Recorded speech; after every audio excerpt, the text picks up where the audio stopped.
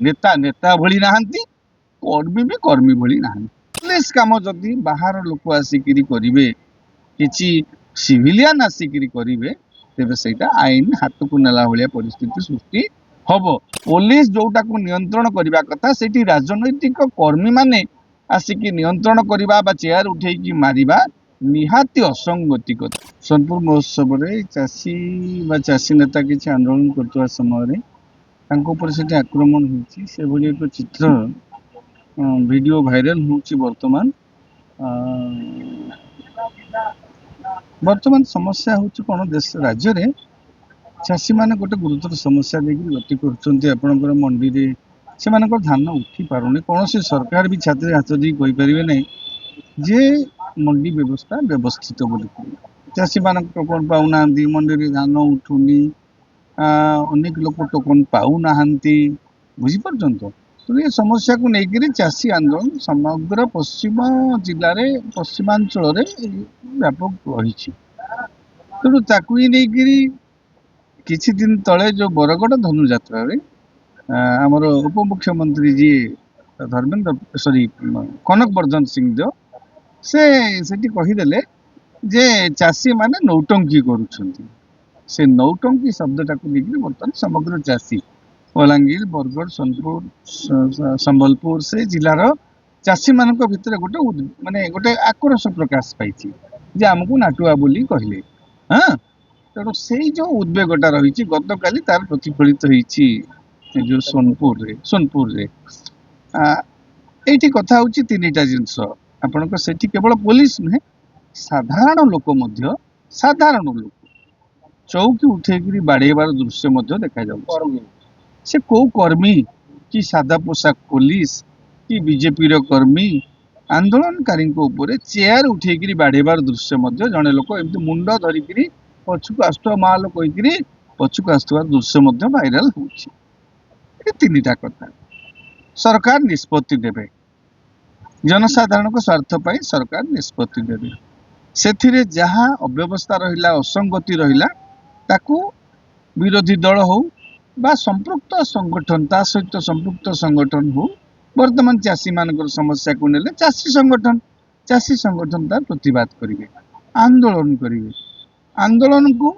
जिते बड़े गोटे आंदोलन हुए बा मॉब हुए ताकू नियंत्रण करने दायित्व कहार पुलिस स्वाभाविक कथा पुलिस तेणु पुलिस सेठी नियंत्रण करी पुलिस जदि किछि करितांता सेटा भिन्न कथा होता सेठी किछि बाहर लोक मध्य आक्रमण करिवार घटना देखा दृश्य मिलूची एटा निहाती भाव में ग्रहणीय नुहे गोटे गणतांत्रिक व्यवस्था रे सरकार तांको काम करिवे विरोधी दल तांको काम करतु पुलिस ता काम करू पुलिस काम जदि बाहर लोक आसिकिरी करिवे किछि सिविलियन आसिकिरी करिवे तेबे सेटा आईन हाथ को नेला भलिया परिस्थिति सृष्टि हबो तेणु एटा जो घटना घटी गला निहाती भाव में मूल समस्या को सरकार जीवा दरकार चाषी मानकर जो समस्या रही खाली आम 3100 दे दौचु एमएसपी कहीकि बसी पड़ी गले हम ना चाषी जो धानटी उत्पादन करुच्ची से धानटी जमी से सब बिकी पार जी 10 टन करुच्ची 3 टन टोकन दब से बाकी 7 टन अभावी बिकब ना ना बुझीपार मो कहवा कथा तेणु चाषीर धान जमी किणा जीव से माने जमी अभावी बिक्री सम्मुखीन न हेबे से दिगटी की चिंता करने दायित्व हूँ सरकार मुझे आशा करुच्ची सरकार चिंता करने दरकार करुवे जदि चिंता सरकार चिंता करूना आंदोलन कर चाषी मैंने समस्या को लेकर से आंदोलन कारण निरर्थक कि से माने आंदोलन जो कारण पे करुँचा कौन मिछ कि से कथा को सरकार कहतु से माने आंदोलन कले पुलिस नियंत्रण करने कथा किंतु पुलिस बदल रे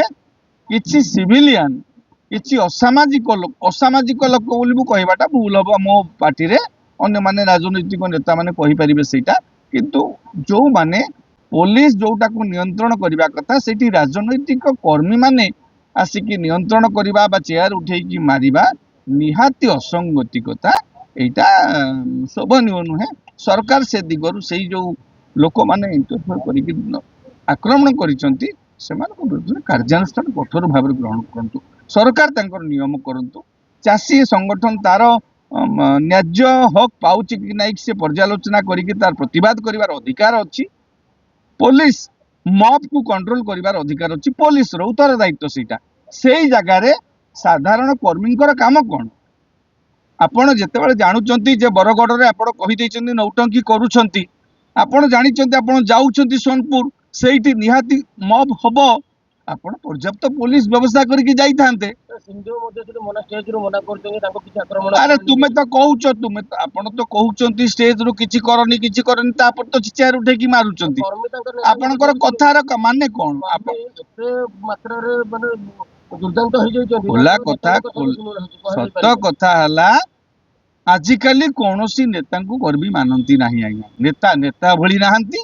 କର୍ମୀ ବି କର୍ମୀ ଭଳି ନାହାନ୍ତି। ତେଣୁ ନେତାଙ୍କ ଉପରେ କର୍ତ୍ତୃତ୍ୱ କର୍ମୀଙ୍କର ନାହିଁ, କର୍ମୀଙ୍କ ଉପରେ ନେତାଙ୍କର କର୍ତ୍ତୃତ୍ୱ ନାହିଁ। ଖାଲି ଦଳୀୟ ନାଁରେ ଆଜ୍ଞା ଜିତିକିରି ଯିଏ ଯାହାର ନେତା ହେଇଯାଇଛନ୍ତି, ବୁଝିପାରୁଛନ୍ତି ତ? ତେଣୁ ଏଇ ଯୋଉ ଘଟଣା ଘଟି ଯାଇଛି ଏଇଟା ଦୁର୍ଭାଗ୍ୟଜନକ କଥା। ୟାକୁ ଏଭଳି ଘଟଣାର ଯଦି ପ୍ରତିବାଦ କରିବାର ଅଧିକାର ସମସ୍ତଙ୍କର ଅଛି। ସେମାନଙ୍କର ପେଟ ପଡୁଛି, ସେମାନେ ପ୍ରତିବାଦ କଲେ, ଆପଣ ତାକୁ ପିଟିବେ, ଏଟା ବର୍ବରୋଚିତ। ପିଟିବେ ପୁଣି ପୋଲିସ ପିଟିବା ଅଲଗା, ବାହାର ଲୋକ ଆସିକି ପିଟିବେ, କର୍ମୀ ବାହାର କର୍ମୀ ନେତା ସେ ତାଙ୍କର ଚେୟାର ଉଠେଇକି ପିଟିବେ, ଏଟା ଶୋଭନୀୟ ନୁହେଁ। ସରକାର ସେଭଳି ଲୋକଙ୍କ ବିରୁଦ୍ଧରେ କାର୍ଯ୍ୟାନୁଷ୍ଠାନ ଗ୍ରହଣ କରିବା ଦରକାର।